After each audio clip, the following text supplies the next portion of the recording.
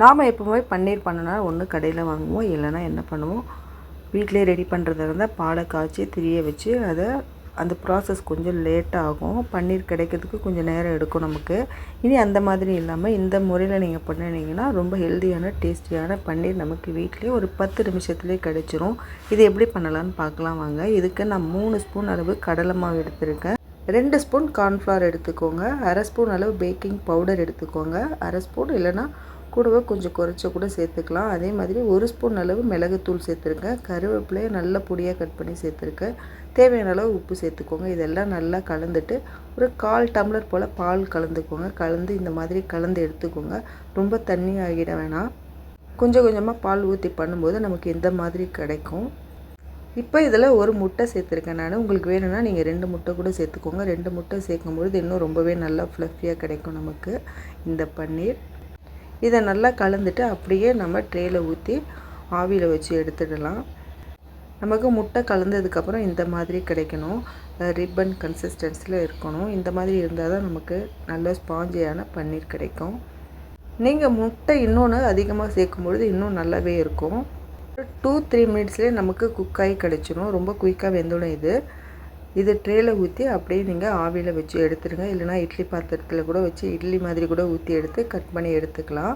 இது வேகிறதுக்குள்ளே நம்ம குழம்பு தாளிச்சிடலாம். இதுக்கு ஒரு சின்ன கிரேவி ஒன்று ரெடி பண்ணிடலாம். இதுக்கு 2 ஸ்பூன் அளவு நான் எண்ணெய் சேர்த்துருக்கேன். 2 மீடியம் சைஸ் வெங்காயம் நல்லா பொடியாக கட் பண்ணி எடுத்துக்கோங்க. இந்த வெங்காயமும் இதில் சேர்த்துக்கோங்க. வெங்காயம் நல்லா செவந்து வர வரைக்கும் நல்லா வதக்கி எடுத்துக்கோங்க. நாம் இந்த பன்னீர் எப்படி குயிக்காக ரெடி பண்ணுறோமோ அதே மாதிரி இந்த கிரேவியும் ரொம்ப குயிக்காக ரெடி ஆகிடும். இதுக்கு பெரிய ப்ராசஸ்லாம் எதுவுமே இல்லை. ரொம்ப உடனே செய்யணும்னு நம்ம நினச்சோன்னா ஒரு 15 மினிட்ஸ்லேயே இதை செஞ்சு முடிச்சிடலாம். நமக்கு கிரேவியும் ஒரு பக்கம் ரெடி ஆகிடும், பன்னீரும் ஒரு பக்கம் நமக்கு வெந்து கிடச்சிரும். அதனால் இது பண்ணுறது ரொம்ப ரொம்ப ஈஸி. நம்ம சடனாக ஏதாவது பண்ணணும், ஏதாவது சைட் டிஷ் பண்ணணும் அப்படின்னு நீங்கள் நினச்சிங்கன்னா இது ஹெல்த்தியான சைட் டிஷ்ஷும் கூட, ரொம்ப ஈஸியாகவும் முடிகிறதும் கூட. அதனால் நீங்கள் இதை ட்ரை பண்ணுங்கள். எப்போல்லாம் உங்களுக்கு உடனே ஏதாவது பண்ணணும் அப்படின்னு தோணுச்சுன்னா இந்த மாதிரி கிரேவி பண்ணிக்கோங்க. ஏன்னா இது பண்ணுறதுக்கு ரொம்ப டைமெல்லாம் எடுக்கவே இருக்காது. வெங்காயம்லாம் நல்லா வதங்கினதுக்கப்புறம் நான் தக்காளி சேர்த்துருக்கேன். 2 மீடியம் சைஸ் வெங்காயத்துக்கு 4 மீடியம் சைஸ் தக்காளி சேர்த்துருக்கேன். கொத்தமல்லியும் கருவேப்பிலையும் நல்லா பொடியாக கட் பண்ணி சேர்த்துருக்கேன். 1/2 ஸ்பூன் அளவுக்கு இஞ்சி பூண்டு பேஸ்ட்டு சேர்த்துருக்கேன். இதெல்லாம் நல்லா வதங்கினதுக்கப்புறம் 1/2 ஸ்பூன் அளவு மிளகாத்தூள் சேர்த்துக்கோங்க. ஒரு 2 பிஞ்ச் அளவு மஞ்சள் தூள் சேர்த்துக்கோங்க. சிக்கன் மசாலா ஒரு 1/2 ஸ்பூன் அளவு சேர்த்துக்கோங்க. சிக்கன் மசாலா இல்லைனா மட்டன் மசாலா எது இருந்தாலும் பரவாயில்ல சேர்த்துட்டு நான் ஒரு 2 டம்ளர் போல் இதில் தண்ணி சேர்த்துருக்கேன். இந்த தண்ணி எல்லாம் நல்லா கொதித்து கொஞ்சம் வற்றி வரும் பார்த்திங்களா, அந்த மாதிரி டைமில் நம்ம ரெடி பண்ணி வச்சுருக்க பன்னீரை இதில் சேர்த்துடலாம். தேவையான அளவு உப்பு சேர்த்து ஒரு 2-3 நிமிஷம் விட்டிங்கன்னா தண்ணியெலாம் குறைஞ்சி இந்த மாதிரி உங்களுக்கு கிடச்சிரும். நான் 1 ஸ்பூன் அளவு கடலை மாவை கலந்து இதில் இறக்கிறதுக்கு முன்னாடி 1 ஸ்பூன் அளவு கடலை மாவு கலந்து இதில் ஊற்றி ஒரு தடவை நல்லா கலந்துட்டு பன்னீர் இதில் சேர்த்துடலாம். பன்னீர் நமக்கு ஒரு 2 நிமிஷத்துலேயே வெந்து கிடச்சிரும். 2 இல்லைன்னா 3 நிமிஷமே போதும். அதுக்கு பன்னீர் ஆற வச்சு கட் பண்ணி எடுத்து வச்சுக்கோங்க. இப்போ இந்த கிரேவியில் போட்டுட்டு 1 நிமிஷம் போல் வச்சுட்டு உடனே ஸ்டவ் ஆஃப் பண்ணிக்கோங்க.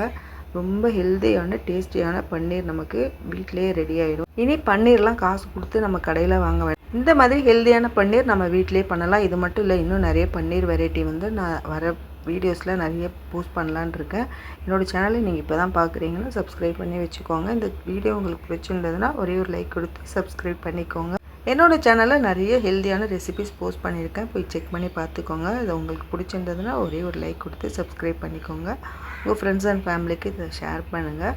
நான் இன்றைக்கி சப்பாத்திக்காக இந்த ரெசிபி பண்ணியிருக்கேன். இது இட்லி, தோசை, சப்பாத்தி, பூரி எல்லாத்துக்குமே ரொம்ப நல்லாயிருக்கும். ஈவினிங் டைமில் இதை ஸ்நாக்ஸாக எடுத்துக்கிறதுக்கு ரொம்ப ரொம்ப நல்லாயிருக்கும். இது அப்படியே கூட நம்ம சாப்பிடலாம். ரொம்ப ஹெல்த்தியானதும் கூட. மார்னிங் பிரேக்ஃபாஸ்ட்டாக எடுத்துக்கிறதுக்கும் ரொம்ப நல்லாவே இருக்கும். அடுத்து வேறு ஒரு வீடியோவில் பார்க்கலாம்.